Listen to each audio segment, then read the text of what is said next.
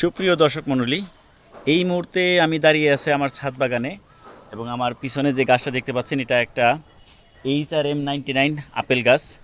এই গাছটা গত বছর আমি নিয়ে আসছিলাম আমার ছাদ বাগানের জন্য এবং এই গাছটাতে এখনও আমি কোনো ফুল ফল পাই নাই।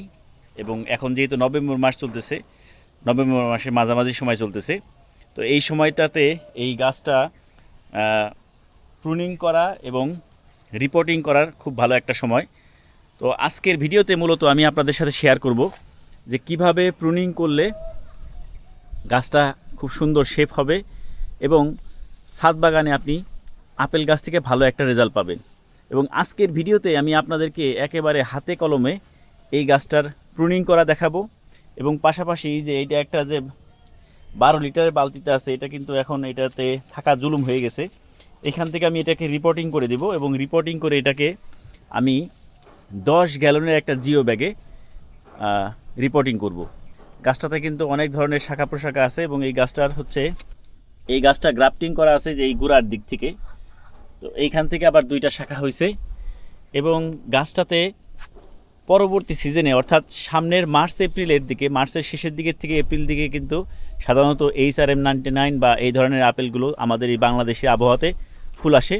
তো এখনই কিন্তু আমরা দেখতে পাচ্ছি যে গাছে কিন্তু বেশ কিছু যে অ্যাক্টিভ বিভিন্ন বার্ডস আছে, যে বার্ডসগুলো এগুলোকে আরও অ্যাক্টিভ করে তোলার জন্য এই গাছগুলোকে কিন্তু সময় মতো প্রুনিং করতে হবে। এবং সময় মতো প্রুনিং না করলে কিন্তু এই যে উপরে যে পাতাগুলো আছে এইভাবে খাড়া যদি উপরের দিকে উঠে যায়, তাহলে এই যে অ্যাক্টিভ যে বার্ডসগুলো আছে, এই যে অল্প কিছু বার্ডস এই গাছটাতে আছে, এগুলো কিন্তু অ্যাক্টিভ হবে না এবং এইগুলোর ভিতরেই কিন্তু লুকিয়ে আছে পরবর্তী প্রজন্মের ফুল এবং ফল। এবং এইখান থেকে কিন্তু পরবর্তী সিজনে ফুল আসবে, যে এখানেও দেখেন বেশ কিছু কিন্তু অ্যাক্টিভ বার্ডস আছে। তো এই জন্য গাছটাকে প্রুনিং করে দেওয়া জরুরি। এবং ছাদ বাগানের গাছের ক্ষেত্রে এই আপেল গাছ প্রুনিং আমরা সাধারণত 2ভাবে করতে পারি, তো সেটাও আমি বলবো ভিডিওর মধ্যে।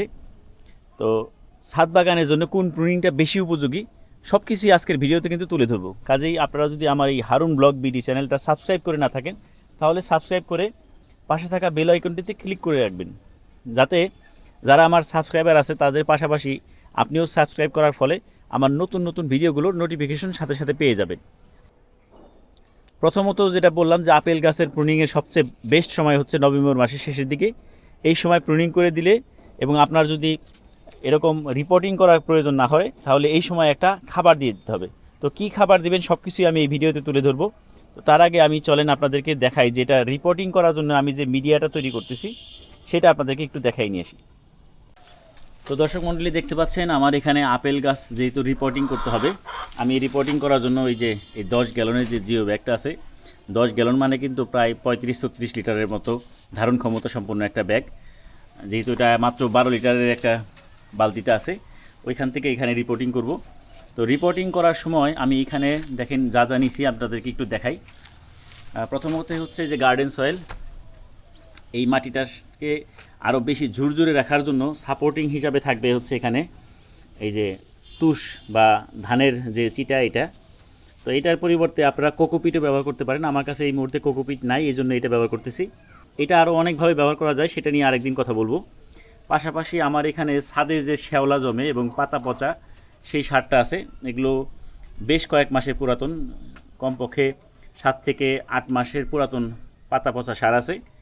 এবং এইখানে আছে হচ্ছে খুবই ভালো মানের ভার্মি কম্পোস্ট, এখানে 2 কেজির মতো ভার্মি কম্পোস্ট আছে। পাশাপাশি এখানে যাতে এই খাবারগুলো আস্তে আস্তে এটা নিতে পারে, কারণ যেহেতু সামনে শীত চলে আসতেছে, শীতের পরে কিন্তু যাতে 2-3 মাস পরে খাবারটা সুন্দরভাবে গ্রহণ করতে পারে, এই জন্য এগুলো দিতেছি। এগুলো কিন্তু 2-3 মাস লাগবে গাছটা গ্রহণ করতে, এই জন্য সরাসরি আমি কোনো রাসায়নিক সার দিতেছি না। আর পাশাপাশি এখানে আছে হচ্ছে এই যে হাড়ের গুঁড়া, যেটা দেখতেছেন এই যেটা হলো হাড়ের গুঁড়া। এখানে মোটামুটি 200-250 গ্রামের পরিমাণ হাড়ের গুঁড়া আছে। পাশাপাশি হচ্ছে এখানে আছে হচ্ছে ডিমের যে খোসা, এটার গুঁড়া আছে এবং একটু ফাঙ্গিসাইড আছে। আর পাশাপাশি হচ্ছে এই যে খাবারটা আছে, এটা যাতে সুন্দরভাবে এটা গ্রহণ করতে পারে, এখানে মাইক্রো নিউট্রিয়েন্ট আছে 12 রকমের, সেটার 1 চামচ পরিমাণ নিছি। এখানে মূল উপাদানটা হচ্ছে হিউমিক অ্যাসিড, এই যে কালো কালো দেখতেছেন এই যে এটা। তো এগুলো সুন্দরভাবে আগে মিক্সড করব আমি।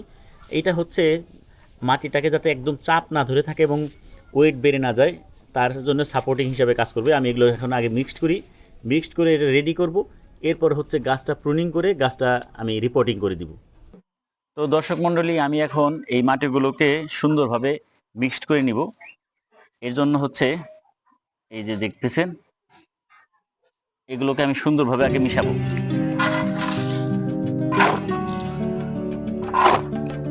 এইভাবে সুন্দর করে মাটিটা যদি মিক্সড করে আপনারা 15-20 দিন চাপা দিয়ে রাখতে পারেন, এরপরে যদি সেটা রিপোর্টিং এর কাজে লাগান, তাহলে দেখবেন যে রেজাল্টটা ভালো পাবেন।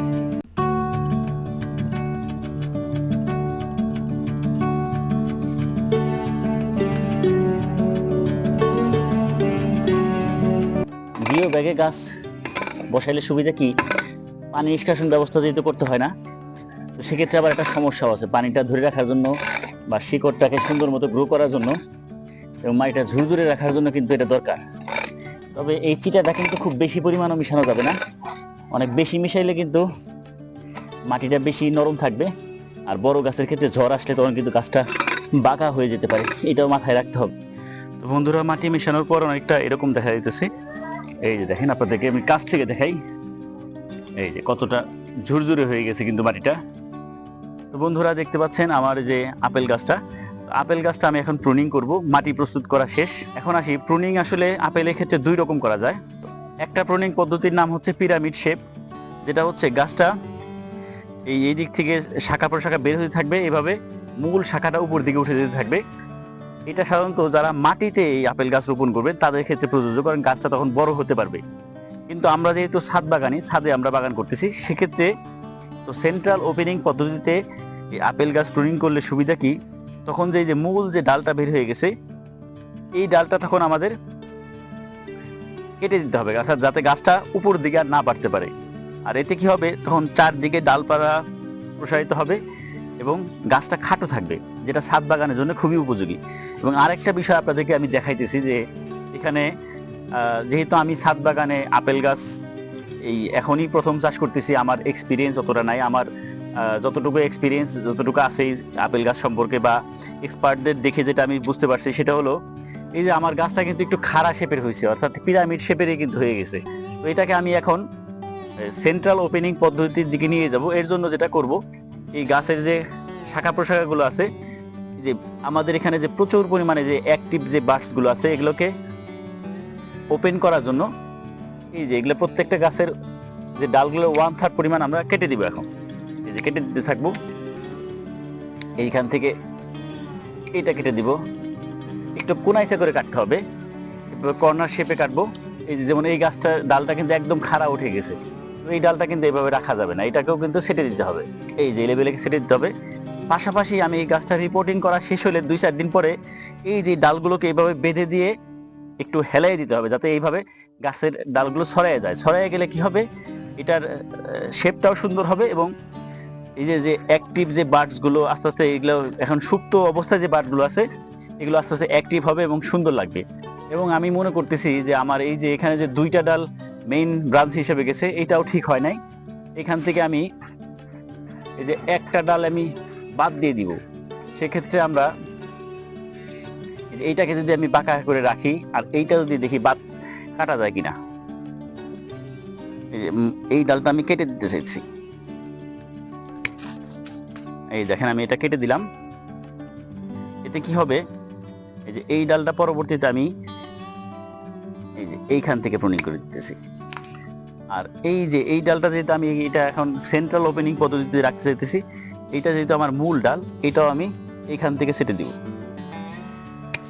এই সেটে দিলাম, এই সেম হাইটে এটাও কেটে দিলাম, আর এই যেটা এইখান থেকে কেটে দেব। এতে এখন যেটা হবে,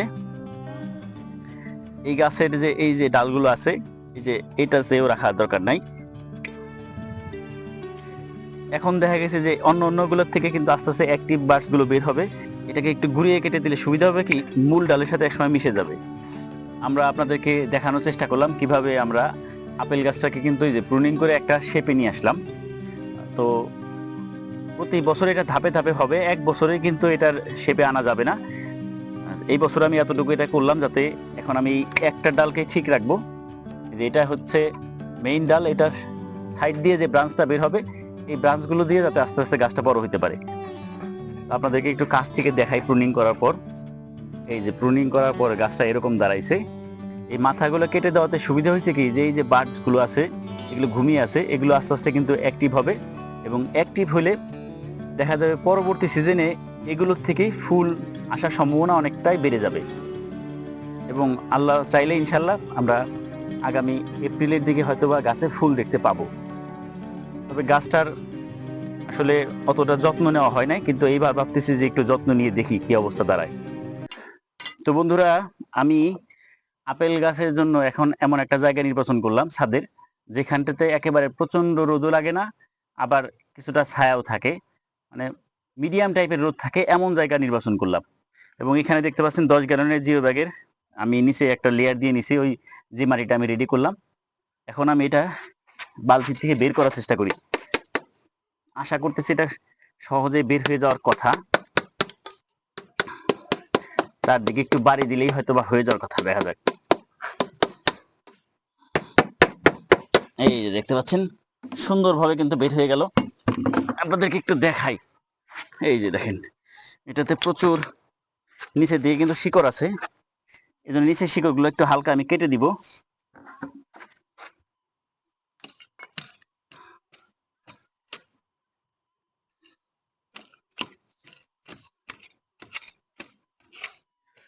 নিচের থেকে একটু মাটি কমিয়ে নিলাম। এখন হইতেছে আমি এই গাছটাকে জাস্ট এখানে বসাই দিব, আর একটু মাটি কমানো দরকার, কারণ উপরের দিকে কমপক্ষে 2.5 থেকে 3 ইঞ্চি জায়গা না থাকলে পরবর্তীতে পরিচর্যা করতে গেলে সমস্যা হবে। আমার এই ছাদ বাগান যদিও আমি শখ করে করি, কিন্তু এটার পিছনে কিন্তু অনেক পরিশ্রম করতে হয়। এই যে মাটি নিয়ে আসলাম, এখন আমি মাটিটা এখানে দিয়ে দিব।